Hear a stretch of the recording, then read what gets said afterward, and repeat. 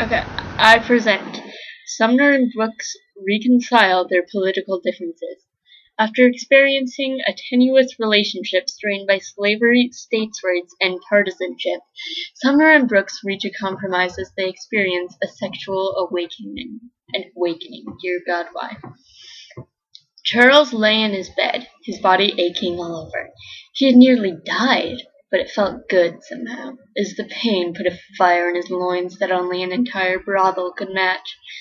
Preston crouched near the window of Charles' bedroom, hiding behind the bushes, his fingers lightly touching the windowsill as he watched the undoing of his temper with his steely brown eyes. Although ethically Charles had always disgusted him, Preston had always found Mr. Sumner somewhat appealing in his powerful, father-like demeanor. But now that power was no more. Preston wished he could give it back to his opponent, somehow. Charles's wife had left him for a couple hours to make her weekend trip to the market, and the house was entirely empty. Preston knew that there weren't any slaves to hold him back, the fool that the old man was, so he let himself in through Charles's bedroom window.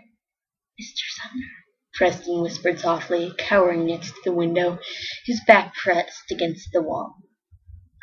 Charles jumped up in fright, wondering why a man had crawled in through his chamber window. He clutched the sheets and pressed his feet against the foot of his bed.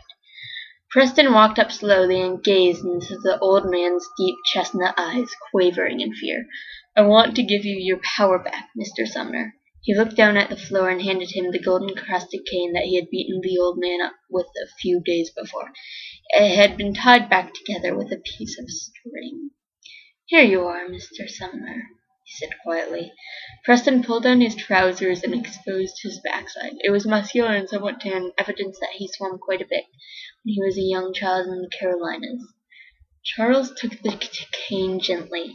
"You are a very naughty boy, Preston," Charles said. "You mustn't let your anger get the best of you." "Yes, Mr. Sumner," Preston whispered quietly. "Now come over here, boy," Charles said gently. His strong voice resounded through the chamber. Preston came over quietly and turned around so his bottom was in clear view. Charles administered the blows gently, somewhat weak. Then Preston looked up into Charles's eyes. "Sir," Preston said, with a mischievous smile on his face, "have I really been that naughty? It does not feel so." "Ah, we must fix that, shan't we?" Charles's lip turned up in a half smile as his eyes met the young boy's. He began to beat heavier until the string worked no more. He began beating him with the gold head until it lost its form and Preston's buttocks were nice and red. "You've been a good lad and taken your punishment well. Let me see your yard, my good man," Charles said gently. Preston turned around. It was but 3 inches, quite erect. Charles looked at the man in disappointment, and Preston looked at the floor in shame. "I'm disappointed, but that does not mean I will not take it." He squeezed the bulging red thing and turned around so that his own backside was facing up. "I want you to enter me," Mr. Sumner said with that powerful voice that so irritated Preston in Congress. Preston obliged.